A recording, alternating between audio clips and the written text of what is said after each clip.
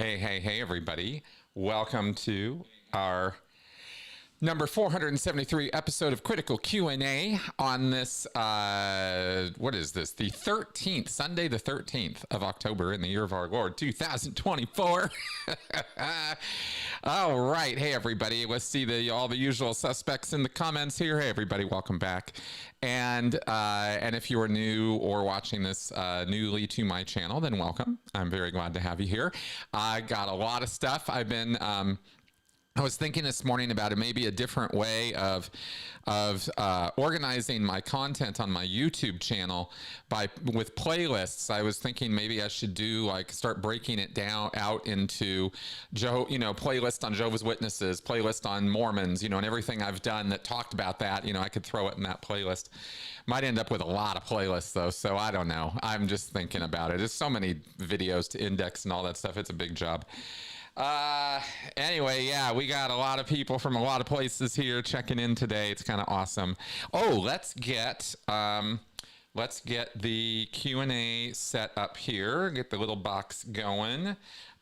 Please put your questions here.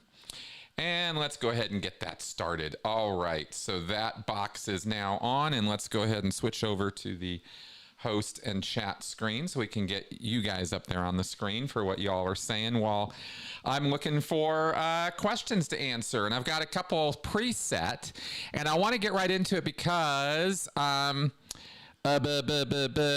probably gonna only do about an hour today. Maybe we'll see how it's going and all that. But I always kind of say that and then end up just kind of blabbering on anyway. But let's see. You guys. All right. So let's see what we got here. And the first question, let's go over to our question screen from our presets. These are from folks emailing me. Robert, you emailed me a question here, so I've finally taken it up here. I have noticed this alarming trend on YouTube in which content creators decide to vindictively trash their exes and reveal the most private content of their relationship without even considering the repercussions or incredible breach of trust they are committing in full public display for all time. Equally disturbing are the content creators who are using their platform and viewers as a type of, quote, public personal psychotherapy, end quote, often relying upon very bad advice from their unqualified echo chamber audience of supporters. While I believe in free speech, I also know of 3 YouTubers who have lost their full-time jobs because of their content. Any thoughts? You bet. Yeah, I got all kinds of thoughts here. So oversharing, of course, is, you didn't actually specify anything having to do with the ex-cult world, but I will certainly say the first thing that came to mind is, in the ex-cult world, you certainly have a phenomenon of oversharing, of no boundaries, of no concept of boundaries, because that's, kind of the cult life. But social media has raised a generation of people, a couple now, I guess, who seem to have the idea that boundaries, a boundaryless life is a good idea. And it's not. It's very, very bad for our mental health to not have clear-cut boundaries of what we share, what we don't, what we keep private versus what we, share with the world. Experience has something to do with this too, of course, because, a lot of people who are creating content on YouTube are young and, fairly low on the, they're kind of all over the place in terms of maturity level. But when you have people who haven't yet experienced the consequences of their actions in any real significant way, like in a real, like in a financial way, in a relationship breaking, life altering way, they can be very cavalier in their behavior because they think consequences don't matter, don't touch them, and that they are, free to do whatever they want. This can be a problem because in the real world, that's not how it works at all. So first off, as far as the first half of your question, as far as people sharing all this stuff online, Basically, what I can say is it is a disturbing trend because people role model themselves after people, or model themselves after people they see on YouTube. People on YouTube can be influencers. Well, we used to call that role models, at least kind of. And it is a bad look. It's not good to be modeling no boundaries or so much transparency with your personal life that you are. That people know what you're having for breakfast. You know what I mean? Like there's like, what? How do we need to know this? This used to be, not that long ago. Albert Brooks, I think, was one of the first to do a sort of faux, sort of mockumentary. And then Spinal Tap happened in the 80s, right? I mean, various documentaries have started making fun of the idea of following people around everywhere with a camera and getting every single aspect of their family life, personal life, home life, and business life shared. This Truman Show. Ultimately, we see this in movies with the Truman Show. And it raised the same questions, right? Like, what are we doing as a society, observing, watching, staring, and judging other people so closely? It is ludicrous because it's unnatural. There's a good word for it. It's unnatural. It's the kind of thing. Okay, here's one more thing I'll say about this is it's the kind of behavior that doesn't have legs. It can't last. It's harmful. It's going to be harmful to people. There are going to be consequences to it that they're not going to want, and eventually this behavior is going to go away, and then some new flock of people who haven't learned those lessons are going to do it all over again, whether it's through social media or however else they're going, we're going to be communicating with one another with our AI infused, digital platforms that'll probably be embedded in our brains or something. You just get people who get enthusiastic about sharing themselves with the world, and they get a little narcissistic about it because they're rewarded for it, and there we go. Now, I had something else to say in the second half on content creators who are using their audience basically as a kind of feedback system for their mental health.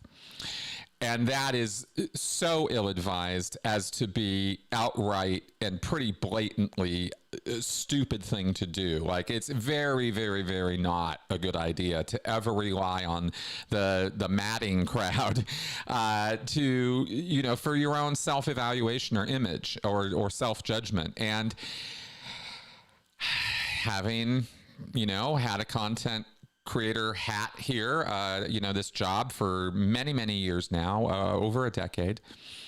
I've been up and down, and I'm a small creator. I've never been really on the public stage. Like the closest I've come was being on, the Aftermath a couple times, where in front of a real huge audience. But most of the time I'm talking to, a few people, relatively speaking. And even then, the phenomena is the same of you're getting feedback from strangers, from random people who are telling you things about you that are good and are bad, and are sometimes viciously bad, evaluative, judgmental, insulting, etc. To think that same group of people is going to somehow give you good mental health advice. They barely give you good advice when it comes to positive feedback and constructive criticism of your videos. And you think they're going to take care of your mental health? No, this is an incredibly bad idea. So, yeah. And when you combine these two things together of oversharing, no boundaries, and then relying on an audience, creating, a codependency with the audience really is kind of, another way of framing that. It's just the worst possible idea. I don't know how else to frame that. And I guess that's all I'll say about that. I don't want to go on too long about that, but that's, bad Bad idea. Okay, let's see here. Sorry, so when we switch back, we lose some of the comments that were going when I was off the screen. It's just a thing with YouTube. So as you guys comment, they'll roll back up. Let's get on with the next question from you guys. Here we go. Stuart Gorman, what are the highest and lowest elevations you've been on Earth? Oh, okay. I've been to... Yes, I have been within a mile or two of Death Valley. I didn't go to Death Valley, so I didn't go all the way, you know, where you can go in Death Valley, but I've been a bit close, right? So sea level, below sea level a bit, right? As far as low elevations. And Big Bear, Lake Tahoe, California mountains would probably be the highest I've been. I've camped up in the mountains in the snow as a Boy Scout a couple times. You know, the Sierra Nevadas, you know, up in California. And I think that was the highest I've ever been. Because I've never really done mountain climbing or... okay, actually, no, hang on. I'm not sure if the Rockies are actually a higher elevation than Lake Tahoe. Because I've been pretty peaked, and I've been to the top of Pikes Peak. Actually, that would be the highest one, Pikes Peak, here in Colorado. Yeah, that's the highest elevation. So, okay, there you go. It's a funny question. Okay. Oh, I've been thinking about this. Thanks for asking me this, OBG Foster. How will you celebrate episode 400? I'm not sure what to do. I wanted to ask you guys. You know, I've got the catalog of all the clips. I don't have a selection, and it would be very, very hard for me to put together a best of in terms of my answers. And maybe what I think are some of my best answers, you might not think are some of my best answers. So I don't think I'm going to do that. God, it would be really hard to do with 400 episodes to go through as well. But I'm open to suggestions. Okay. So I actually, that's why I clicked on this, because I was like, I don't know. What should I do? Throw me some ideas, you know, let me know what you all would like to see in episode 400, because it's coming up, you know, it's going to be 27 episodes from now. Okay, let's carry on.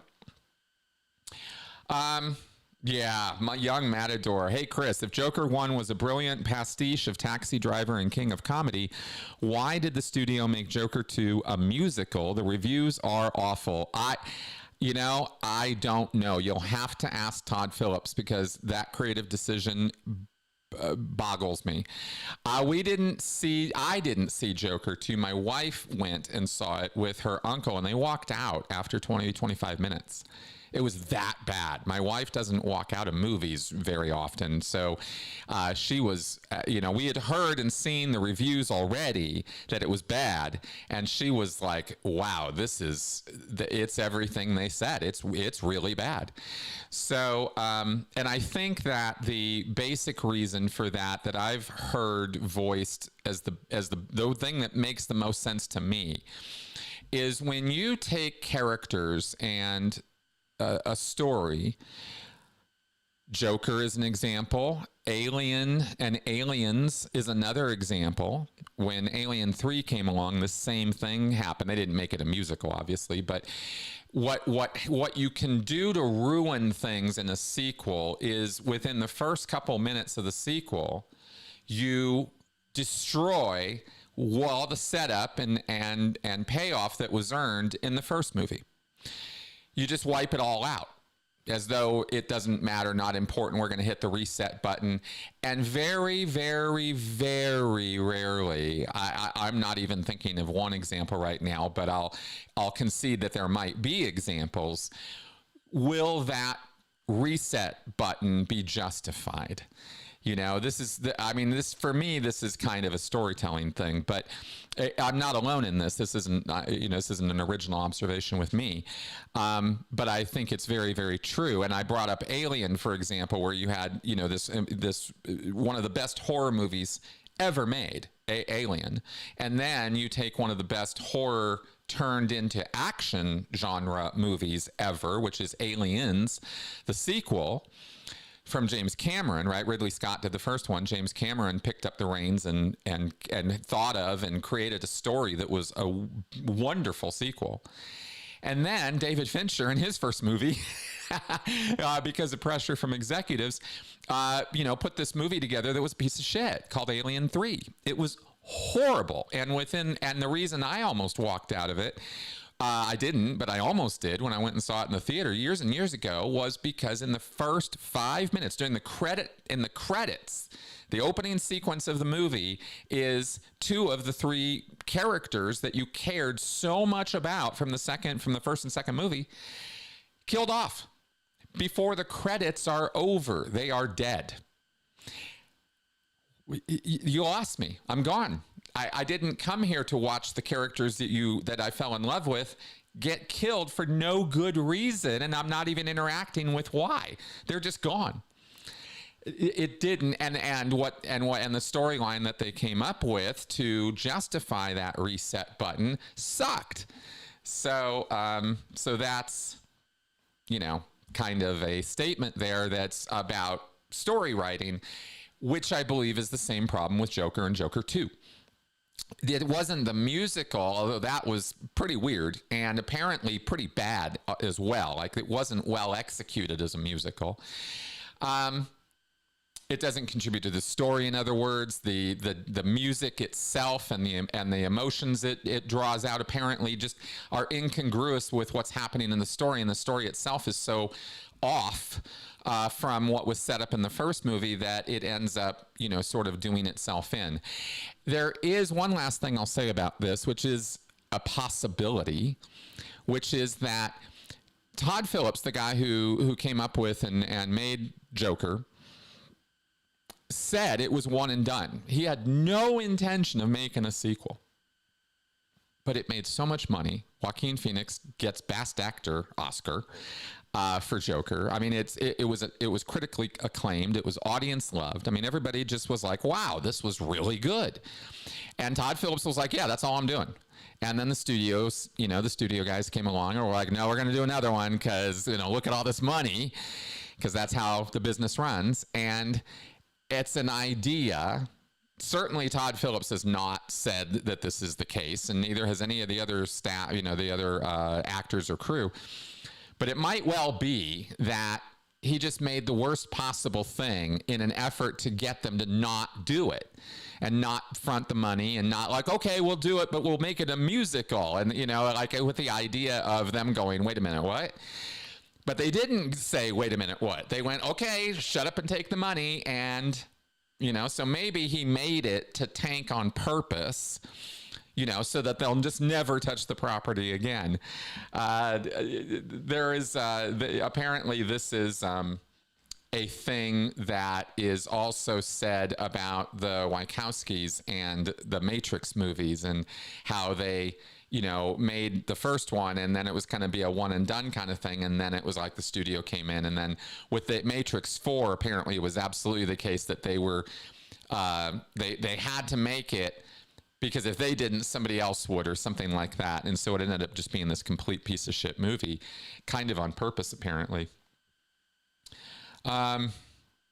Oh, Marcello, you gave a great example in the comments here about Mad Max Fury Road destroys the Interceptor in the first scene. Good call. Nailed it. That's exactly the kind of thing I'm talking about. Somebody had to point out to me later, just since we're just kind of talking amongst us girls here about movies right now. I'm a big, big Mad Max fan and have been since I was a kid. I mean, Mad Max Road Warrior is where I really got introduced to it.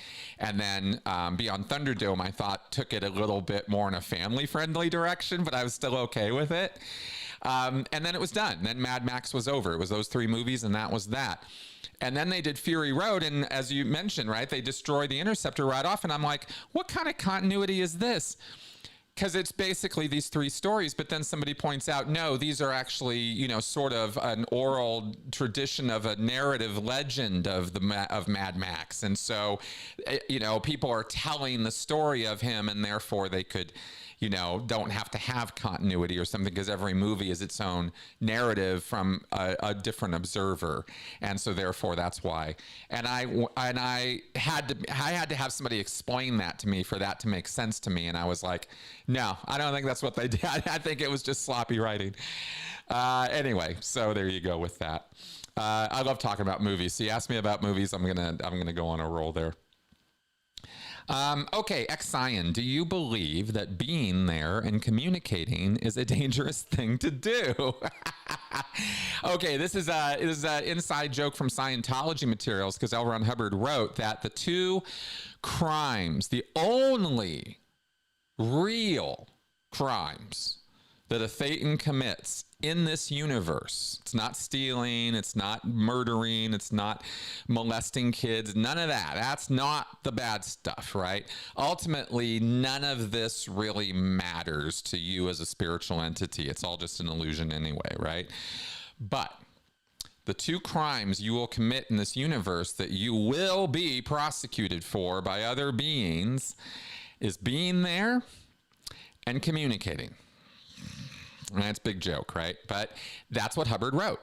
And it was a joke, but at the same time, it was not. It was like, look, people will come after you or blame you or judge you or whatever just because you're there. It's a crime. I committed a crime just because I was here, right? And we all have seen examples of that. In fact, when you look at, some of the behavior of bad authority figures, bad cops, for example, right? You're just standing there and suddenly, they're harassing you or giving you a hard time. These were the kind of things Hubbard would use as an example of why it would be a crime to be there. You just wrong place, wrong time or whatever. And then communicating. Obviously, it's not enough to just be there. If you start opening your mouth and flapping your lips, then who knows what kind of trouble you're going to get into. And so those are your two crimes. I don't believe that those are inherently dangerous things to do, though, because one, you can't help but be there. You exist, and you can't unexist yourself. Two, communication is almost always the right answer. It's not always the right answer, though, but it's almost always the right answer. So I don't think it's dangerous or a crime to communicate, as long as you have some situational awareness and perception of who you're communicating to, and and have some sense in terms of what you're going to say. And so the crime is not communicating, it's perhaps communicating at the wrong time or place, or the content is inappropriate or not wanted. There's a lot of mistakes you can make in communicating, but generally speaking, it's almost routinely or usually the right thing to do. Okay.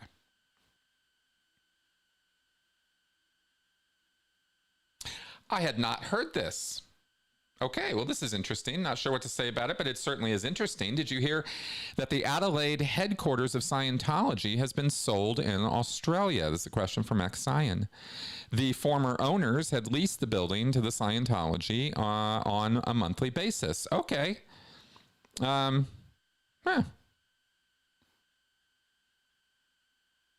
So...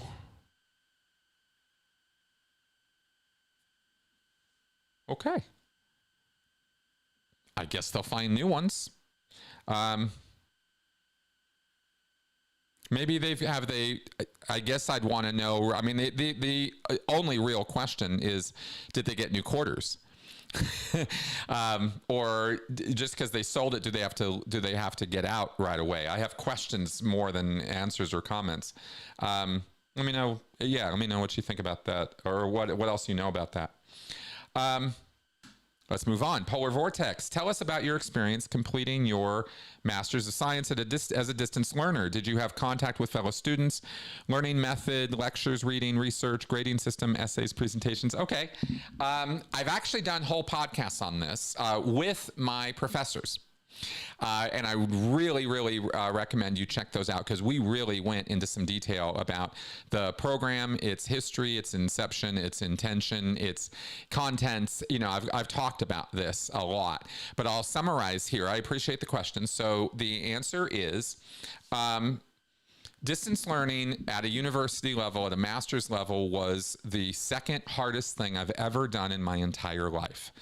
No question about it. It was very hard to do. It was about 1.25 years of work. It was intended to be a year, but I stretched it out a little bit because I asked for an extension on one thing. And this was, of course, during COVID and some other stuff. So, you know, it was not a problem to get extensions. And I was doing it as a full-time student while still running my channel. Maybe not the best decision, but I wanted to get it over with and done as quickly as possible, because I wanted the completion, and I didn't want to drag it out for 2 years running my channel. I thought, okay, I'll just, you know, bite the bullet and do it in one. And it worked out. Let's see. The program is broken down into 3 trimesters. That's the UK system. The first one covered the itology, the, you know, sort of origin story of coercive control, and the sort of framework of it and what it is. We also covered research methods in psychology, where I had to learn some statistics and stuff like that. I kind of had to go off and do my own self-study on a lot of stuff to catch up to, you know, what's expected of people to know already at a master's level. Because I didn't do the bachelor's program, I took advantage of the APEL program, APEL, which basically gives you credit for professional experience and work that you've done. I've written a book, I've done all the work that I've done. So they gave me credit for that in terms of educational credit so that I could do the program. And that's not unusual in any way. It's right on the Salford website if you want to go look at it. This was all done at the University of Salford in Manchester. So the first trimester was those 2 classes. The second had to do with comparisons of comparing contexts in coercive control, from, you know, nunneries to gangs to, you know, to trafficking to domestic violence, and all these different places where it happens and how it happens. You know, coercive control in you know, in a 1800s asylum is a little bit of a different picture from coercive control in the Church of Scientology, which is a little bit different of a picture from coercive control in, you know, the Crips or the Bloods, right, or whatever. So, you know, so you can compare and contrast these different things, and we learned about that. And we also covered therapeutic methods of recovery from coercive control, and dive deep into different therapy modalities, right, different ways you can address or deal with coercive control and the stress and trauma that lingers from that, because there's a lot of it. I mean, people can end up with complex PTSD as a result of a repeating pattern of abusive, controlling behavior. It's not good. And there's lots of different ways to help people address the trauma of that, from art therapy to talk therapy to, you know, all kinds of things, trauma-focused therapy, cognitive behavioral therapy, EMDR, tons and tons and tons of things that you can use. And then the third trimester was our research project, whether it was going to be actual real-world surveys and experimentation or research, or you know, sort of what I did, which was diving into cult materials, Scientology materials specifically, and doing a kind of content analysis of them to draw out the coercive control that Hubbard had actually written into the very DNA of Scientology. And I learned a lot doing that. I sort of suspected I would find some things, but I had no idea how obvious he was about what he was doing, and how it was right there in front of us the whole time. And breaking all that down and creating a little system of contextual thematic analysis, I think they called it, was fun. It was a lot of fun doing that. And like I said, I learned a lot and analyzing 5 of L. Ron Hubbard's lectures. And that doesn't sound like a lot, but they're 90-minute lectures. And I had to go line by line through those things and draw out. Anyway, it was a complicated thing. And it was fun because I actually proved with this method that Scientology is it's really destructive stuff. I mean, I proved it. It's not my opinion, you know. Anyway, it was fun. So that was in a nutshell the program. The sort of stuff we covered. There was a lot of lecturing. We had lectures every week, I think.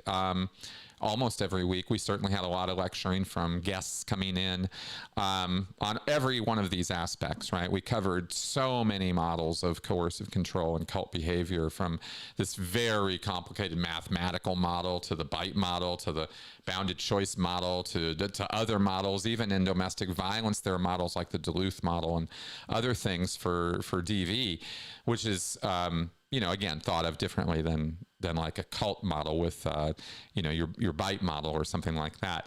But they're all related and they're all sort of interconnected. So, so that's kind of how we did it. And there you go.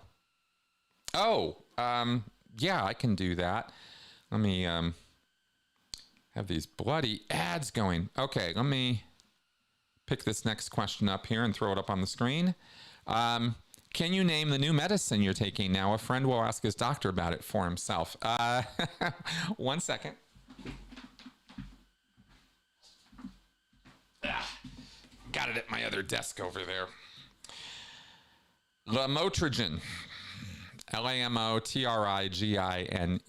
Lamotrigine. This is, I started taking this 7 days ago, and it has been, I talked about it on Friday. It's really good stuff. It's really been helping me. Okay. Now, funny enough, though, I will comment on one thing about this. Is somebody else I know, I won't say who they are, but somebody else I know was taking this a few years ago, had very bad reactions to it. So it's so different how unique we can be in our responses to medications. So definitely consult with, your medical professionals when it comes to your prescriptions and what you're getting and how it's being monitored and that kind of thing, right? I am someone who is very, as you guys know, I'm very introspective and I'm very, reflexive. I think a lot about what I'm thinking about and how I'm doing, right? And so, so I've been, so I kind of monitor when I'm on a new medication. I kind of try to remove as many variables as I can out of the picture, right? And just, okay, what's this doing to me? I'm still a little, okay, here we go. So anyway, just keep your critical thinking hat on when you're dealing with medications, right? All right. Cool. So, I think it had a few. X-Scion asks, didn't Advance magazine have an issue that took a deep dive into magic? Advance magazine is the official Church of Scientology magazine for the advanced organizations. And I think actually Advance is pretty much for AOLA, if I remember right.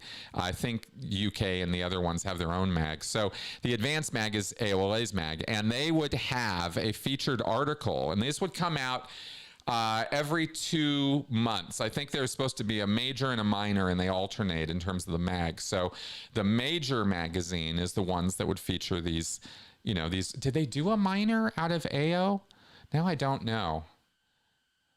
Anyway, I don't want to get into magazine policy with you guys. Sorry, I'm maundering here. So Advance is the magazine that features the OT phenomena. If you follow Tony Ortega's blog, we talk about, and he quotes from the OT phenomena all the time. It's one of the most read things in Scientology. People love hearing about OT powers, and the OT phenomena is where that is.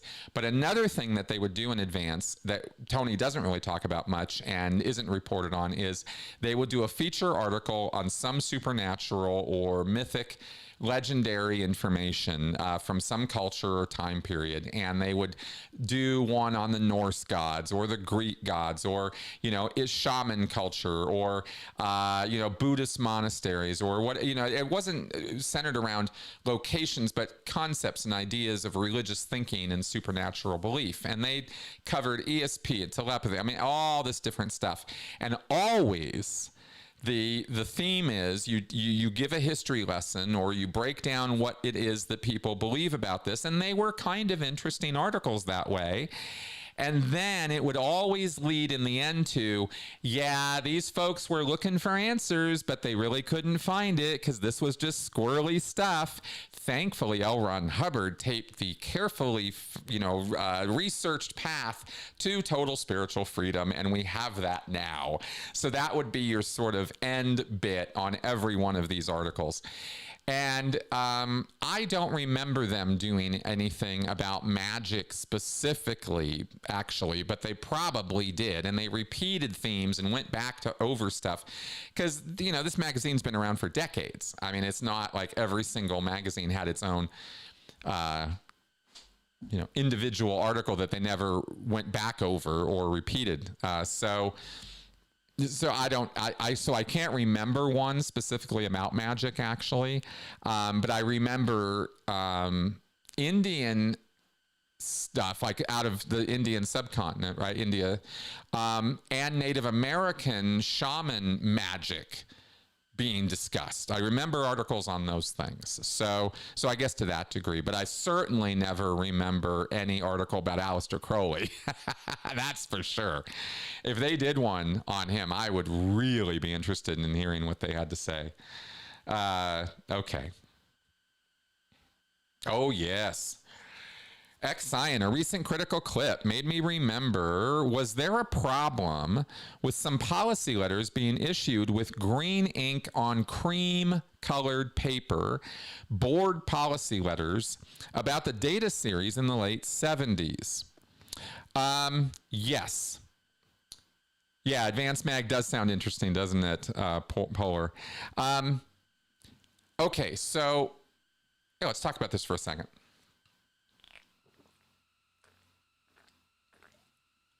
The data series is a collection of policy letters that L. Ron Hubbard wrote about how to think. Literally, how to think. And how to evaluate information. And how to evaluate situations so that you can figure out why they are happening and come up with a remedy or program of steps to handle or deal with that situation and why it's happening. In a nutshell, that's the data series, and it's probably about 70 issues or so. There's a lot in the data series. It covers, it covers Hubbard's ideas about how to think, or at least how he wanted people to think when it came to evaluating situations. And this was Hubbard's brand of logic. And it's not a good system. I've done whole videos. Again, years ago, I did a few podcasts and a full breakdown of the data series. Because I was trained in the data series, I did evaluations using the data series, which are formal documents. It's a formal process, and you do it on Scientology orgs. You can evaluate anything you want, but we used it to evaluate Scientology orgs. And the data series was issued one by one by one by one as policy letters by L. Ron Hubbard, just as part of the regular issuing of policies. Hubbard would write bulletins and policy letters all the time. And when he was on the boats, when he was in St. Hill, he had secretaries and he had a typing pool, and they had mimeograph machines, which were like old style copy machines basically.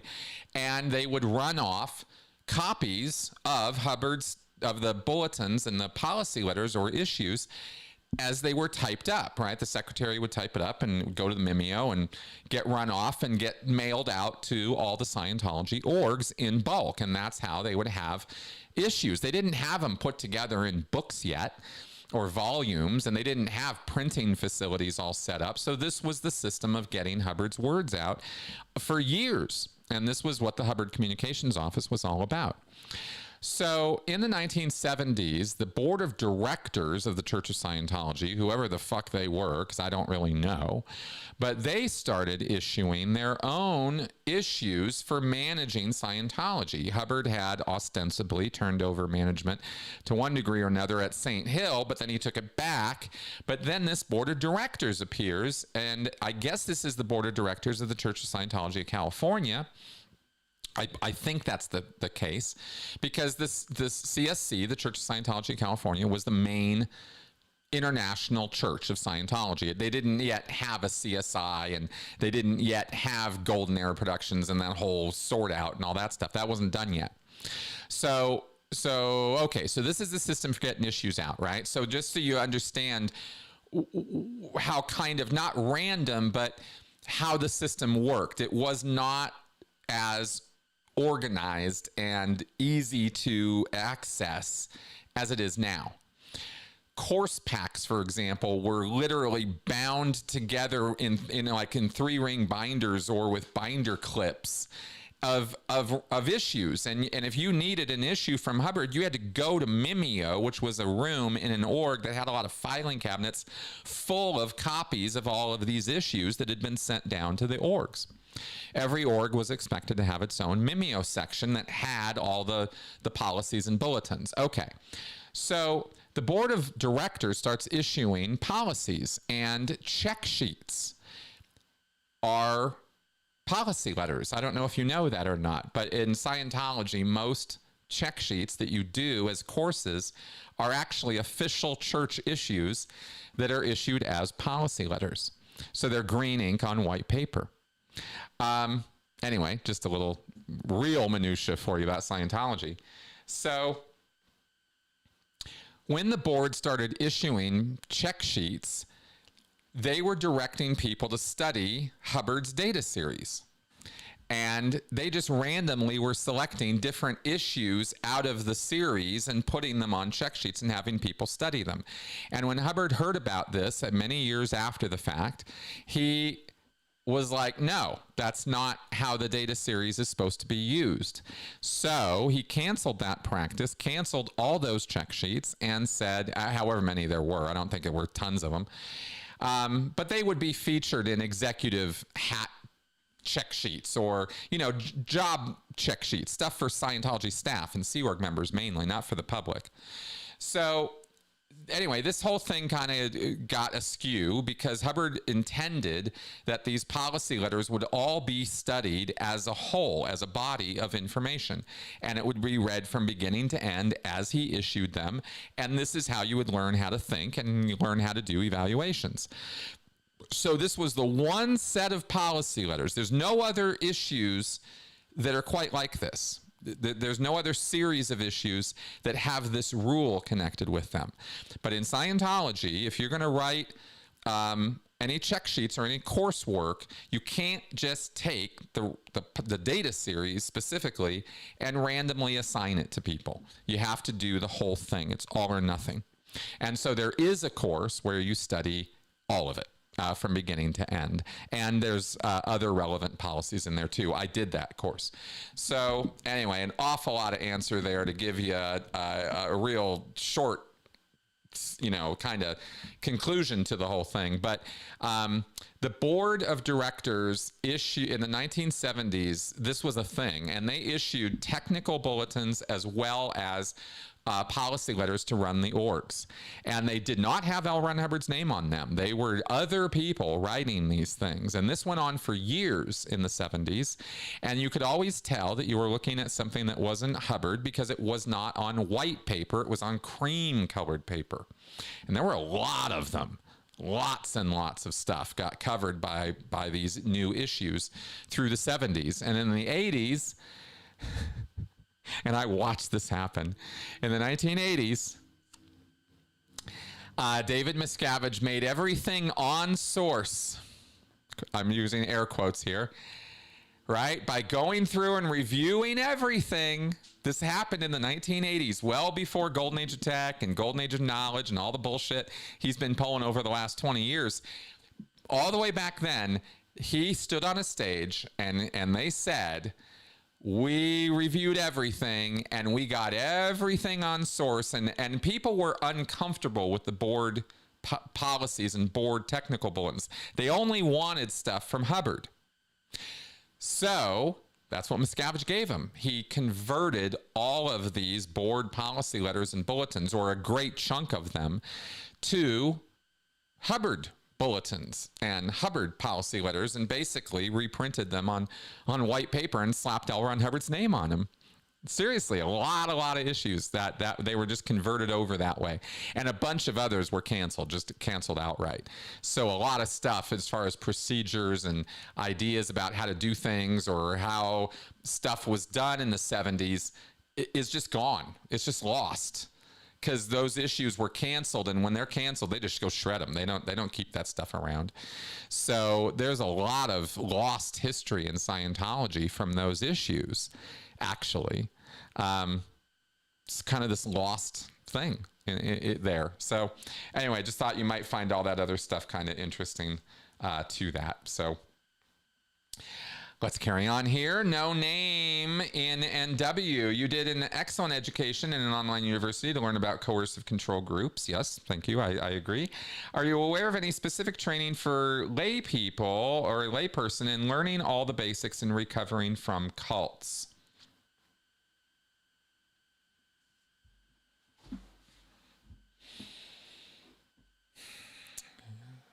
For lay people, I don't know. Jilly Jenkins, who I want to get on my podcast, I just haven't reached out to her yet, has run a full-time facility of cult recovery and has trained therapists and people on how to do cult recovery. I don't know if that program is offered to non-professionals or not. Yanya Lalich has put together a course on cult recovery that I believe is an online course, or is something you can access through her website or through her organization. So you might check with, I think it's yanyalalich.com or something. You might check on what she's put together. Hassan did an online course on cults, but I don't think that's cult recovery. I think that's an online course about cults themselves. I think, if anybody has other data on that, just let me know in the comments. There is a book. There are two books by Bonnie Ziman. Zieman. One of them is called The Challenge to Heal, which is sort of a personal workbook of cult recovery. I just read it, and it's quite good. There are some things in it that I'm like, because she recommends very specific treatment modalities, which I won't do, and I don't think that's a good idea. I think you need to tell people to go get treatment and talk to their doctor or their therapist about what treatments they need. I'm not going to recommend specific treatment modalities to people, but she did, and that's fine. You know, different strokes for different folks. The book, The Challenge to Heal, is still a good book. It's got some really good quotes in it too from other sources as well. She put together some good material. But she also wrote, and I'm looking right at it over here on my stack of books I'm reading, Cracking the Cult Code for Therapists. And again, that's for therapists. I know you're asking for lay people, but there are very, very few books about cult recovery at all. You can find them very quickly. There aren't a lot. And that's going to pretty much give you the names of the people who have been involved in this. And I throw that out there. I've given you Yanya and Jilly Jenkins and Bonnie Ziman and Steve Hassan. There are other names out there of other people who have put material together. And also, so if you Google them or start looking for them, then you will find if they've put other material like you're asking for together as well. Also, another resource for you is ixahome.org, I think it is. ixahome.org.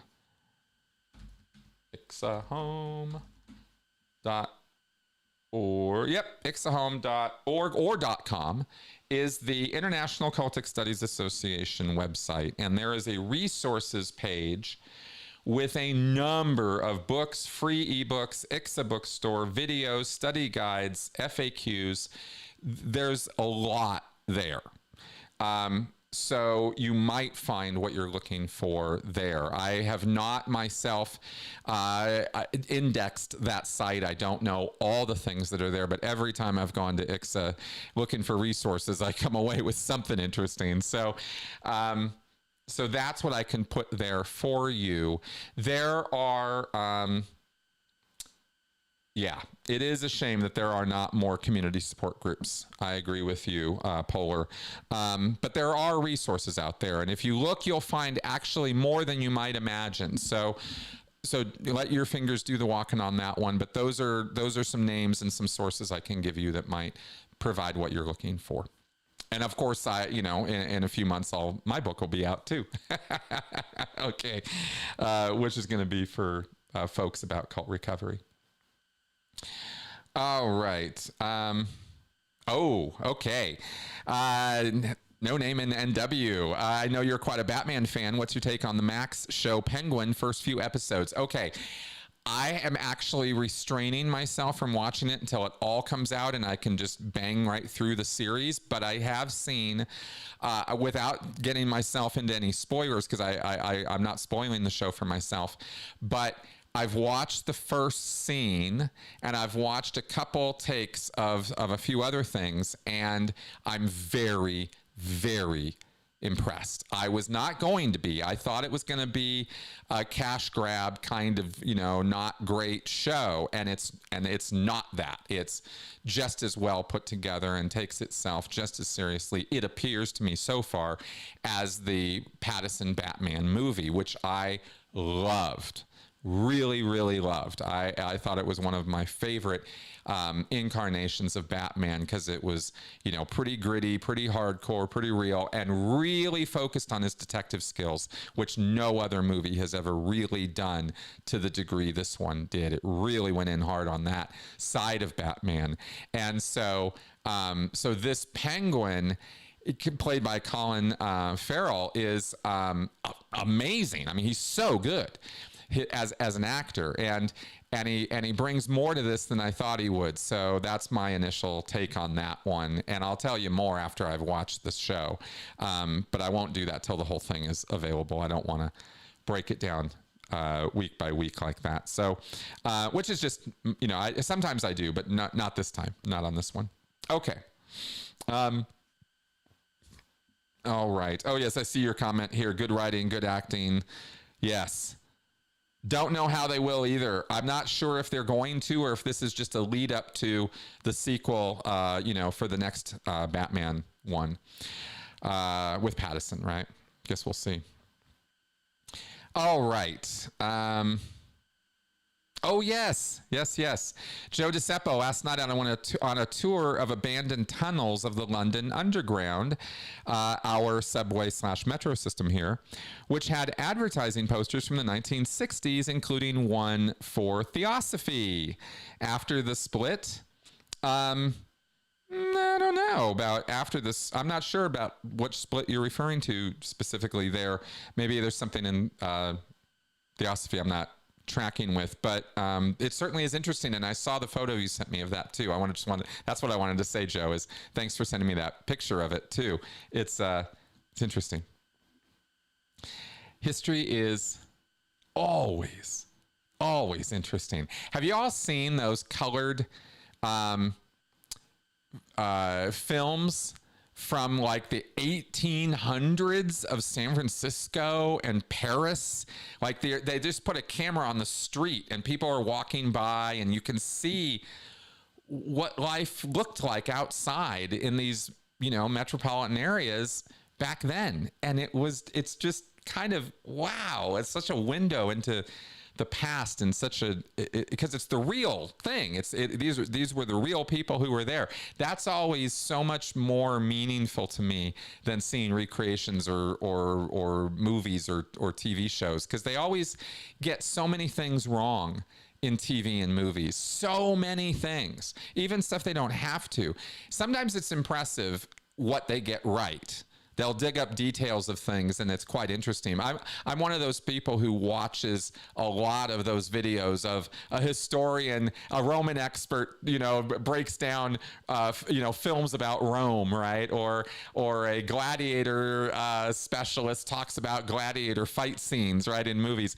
I watch tons of those kinds of analysis videos all the time. I'm fascinated by them. What was the one about a Greek expert breaks down the movie Troy, right? So I watched that whole thing, and they compare it with the book, and it's so wildly different. Anyway, I just kind of enjoy seeing that stuff and how they do it, but it's always interesting to me just how badly movies can bungle history, really bad. So anyway, just commenting about that. Off of your question, Joe. Okay, let's carry on here. Oh, wow, young Matador, you are really reading my mind in life. Have you analyzed Arthur Miller's play, The Crucible, about the Salem witch trials? Not really a play about cults, but in terms of psychology, ideology, and mass hysteria, I think it's brilliant. I could not agree with you more. At all, I could not agree with you more. I remember very distinctly, very clearly from my high school English class, reading The Crucible, the play, and being absolutely blown away by it. And this was in the middle of the Satanic Panic that we read this. In high school, I graduated in 87. So I was there, and we were watching. I mean, we would watch after school. We would turn on the 700 Club just to flip the bird to Pat Robertson and trash talk him, right? We hated those guys, and we hated the Satanic Panic. We thought it was the most ridiculous thing we'd ever seen, and we were watching it in real time. So reading that play, that story at that time in my class was a revelation for me. It wasn't just a good story. It was, oh, wow. Wow. This is kind of around the same time, that, movies like Footloose come out, right? Which is not a great movie, but it was a movie targeted to my demographic about censorship and thought reform and really mind control in a way, societal control. And so it was on our minds, right? As it is with teenagers anyway, but it impinged on me, I guess that's what I'm trying to say. It made a mark, and I never forgot it. This play. So it's a great idea to go and break that down on my channel. I never even thought about doing that, but wow, what a great suggestion. Because it means a lot to me. Not only did I read it in high school, but we then went and saw it here in Denver at a local production, in a local theater. So I've seen it performed, and I read it, and it's great stuff. I can't recommend it enough. Rush. This was also the same time period that I hooked up with the group Rush. And the song that connected me to Rush was Witch Hunt. It's on the Moving Pictures album. It's on the B side of the album. It wasn't Tom Sawyer, which is also on that album. It wasn't YYZ, which is also on that album. It wasn't Limelight, which is also on that album. Those are all Rush classics. Nobody really talks about Witch Hunt, but that was the song that hooked me to Rush. And I learned to, the rest of it grew on me. And Moving Pictures is one of the best albums in history as far as I'm concerned. But it was that song about censorship and book banning and religious fanatics going after young minds, right? That again connected me with this whole topic. So this had a lot to do with my upbringing, I guess you could say. Okay, we're coming up on the first hour, and I want to make sure I get to the second pre-question here. So let's flip over to that and pop that up on the screen here. Roberto sent me a question by email. Where do Sea Org members live when they are assigned to work at a Class 5 org, such as the Denver org? Does the Church of Scientology own or rent apartments for the Sea Org members? Also, are the members given a meal allowance or paid extra for being away from their base? Okay, so what happens, as I understand it, and there's been fits and starts and problems with this, okay? Individual network staff, the Sea Org members who get sent out to the Class 5 orgs, as you're asking, are called network staff. There's the Flag Rep Network, LRHCOM Network, Estates Network, FBO, Finance Network, and maybe one other one. Oh, the DSA, the OSA Network. The DSAs do not have to be Sea Org members at the local level. They are hardly ever are. I don't remember. I don't even know one. The LRH comms sometimes are, sometimes aren't. The flag reps are always supposed to be Sea Org. The FBOs, sometimes yes, sometimes no. It goes in and out, but I believe they're Sea Org right now. So you have a couple staff who are supposed to be posted as Sea Org members at a Class 5 org, at least 2, maybe 3 or 4. They're supposed to be Sea Org, which means they have to have a place to stay because they're not working 9-to-5 jobs in addition to their org work, nor do they have spouses who are paying their way like most staff do. So they got to have an apartment and eat and all that, like you're asking. And how that gets paid for is by the local org, generally speaking. They take up the costs of paying for the apartment and paying for the food for that staff member. They're supposed to cover their food and stuff out of their staff pay. And because they are network staff, they make the same amount of money or units as the executive director of the org. So they are going to be getting paid as much as you can get paid at the local org. And I think that's what's supposed to basically cover their bills. If they're not making enough to get that covered, then they might have to send some kind of financial appeal up the line to their management org, the CLO, right? Or to their senior, which would be the flag rep West US or the LRHCOM West US or whoever their opposite number is at the management level. So that's kind of how that would work. I hope that makes sense. And they try to keep it simple, right? They don't, at least when I was around, it wasn't paid for by the management org. It was all the expenses were expected to be covered by the local org for those staff. And that's probably still the case. Okay, so let's go back to our host and chat here. Let's see if we can finish up what we've got here in the box because we only got a couple more questions here, which is totally fine. Okay. I'll split the royalties in half. Thanks, young Matador. Okay. So do you think, One Love 51,000 writes, do you think Scientology keeps buying buildings for the tax breaks or investments? Or do you think they really believe they can fill these buildings? No, they really think they can fill these buildings. And apparently even Miscavige kind of believes that. I mean, if Mitch Brisker is to be believed, right? Like he really thinks this is going to work, even after a couple decades of it definitely not working. That's kind of where he's coming from, is that this is the program that is going to boom Scientology. David Miscavige, if this is true, and this is how he is, I'll just say this is a way he could be. I wish I knew where that guy's head was at a little bit better. And it may be, and also the other thing is maybe it changes. Maybe sometimes he does want these things and believe in them. And maybe other times he's just completely psycho. Like who knows how that guy's head really works. But what I do know is that Mitch said that he really wants these, that he really expects these programs to go, and that Miscavige is somebody who is absolutely sure that he's right. So when he says, okay, the problem with auditing is you guys aren't getting FNs right, and you're not, using the meter perfectly, and you're just not perfect. That's your problem. That's the problem with all these auditors, is they just don't know what the fuck they're doing. So we're gonna change all the training, so nobody gets done with the training until they're fucking perfect, right? That's basically, in a nutshell, what the golden age of tech is what I just said. That's it.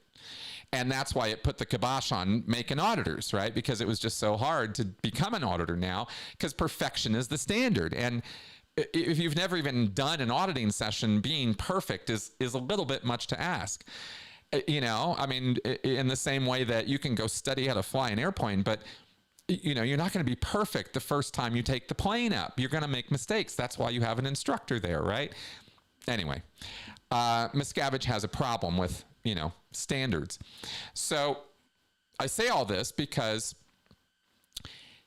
when it didn't work, when this golden age of tech flopped, and it flopped hard, Miscavige just doubled down, tripled down, quadrupled down.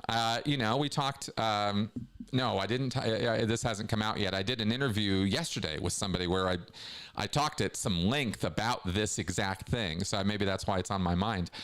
But this is how Miscavige deals with stuff, is he just, you're not doing what I know is the right thing to do. Well, then let me punish you even harder, right? Like, the punishments will persist until morale improves around here.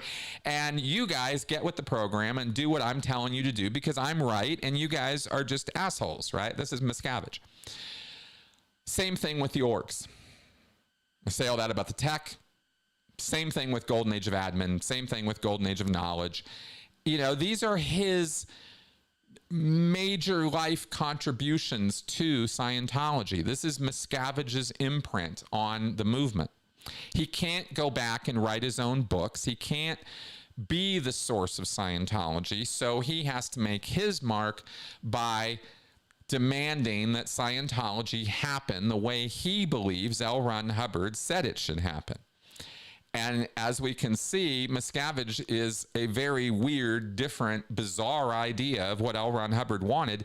And what L. Ron Hubbard wanted was already pretty fucked up and bizarre. So, yeah. But they do believe, yes. So all of that to say, yes, I do believe that he thinks that they really are going to build it and they will come. Yeah, I do think that. You're coming back at me on the Mespilism thing. I don't know. I haven't even, let me look at that up again. I know we looked this up a couple weeks ago and I was a little weirded out by it and didn't quite get what it is. It comes up with the flower. And right now I'm sitting here completely blank on what Mespilism even is.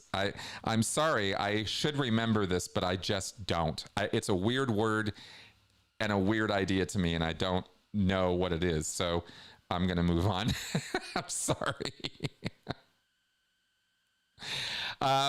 Okay, One Love 51,000. Is Amazon the best place to buy your A to Xenu book? I'm about to put it in my cart so I don't forget. Thank you. And yes, Amazon's the only place to buy my book. So yes, do please go to Amazon and buy my book. It's right here. Okay. Nope, not familiar with Louise Hay, self-help author known for the book You Can Heal Your Life. Nope, I have no familiarity with that person at all. I only get around so much. Okay. X-Cyan, anything you know about the judge in the forced marriage lawsuit against Scientology by Jane Doe denying a motion to reveal her name and she can remain anonymous? Well, just what we talked about, I think, in the show last week. I don't really know a whole lot more about it than what Tony had to report about it. And, to me, the anonymity factor at this point is a bit of a formality. I really don't know why that's being done at this point, because the filings have been made public and people can find out their names very, very easily.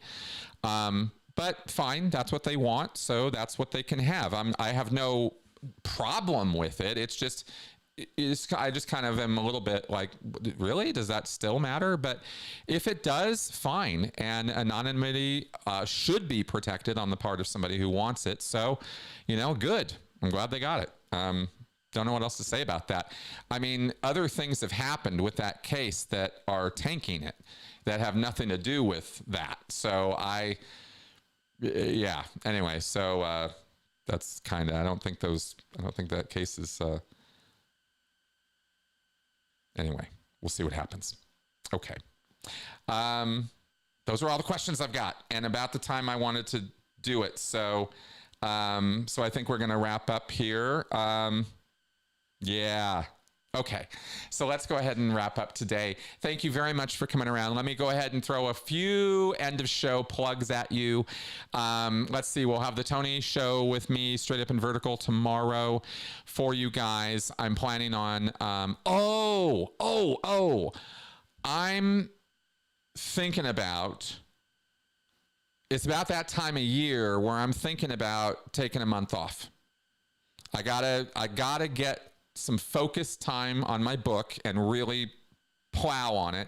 I'm still in research mode, which I'm way behind on, and I'm getting through stuff, but it's taken a little bit more time than I would have liked, of course. But I am thinking about taking some time off. So I'm looking at November. I'm a little bit, maybe I should do December instead, because December tends to classically be the slowest month, but I do want to do the end of the year wrap up and all that. And if I do take time off, I'm still going to do my weekly show with Tony, but I might put everything else on hold for 3 or 4 weeks, right? So I can just kind of like take a little bit of a break and then really plow in on my book, right? So that might be coming. Still thinking about it. You guys let me know in the comments what your thoughts are on that. You guys have been great for me when I've taken breaks before in reassuring me you'll come back, you're not going anywhere, that kind of thing, as my audience. And I always appreciate hearing that, because as a content creator, that is one of the stresses and anxieties you get, is if I stop, are they all going to go away, right? So that's the thing. And it feels like my channel is so tiny now that I'm like, no, don't go. Anyway, we'll see what happens.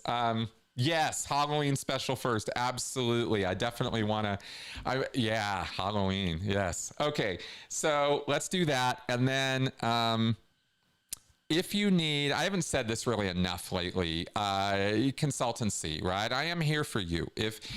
If I'm somebody you'd like to talk to and you think that I could help you, whether it's in a post-cult situation, you need some help with recovery, you don't know what to do, you could use some guidance or some advice, or just somebody who understands, right? I'm that guy. I can do that.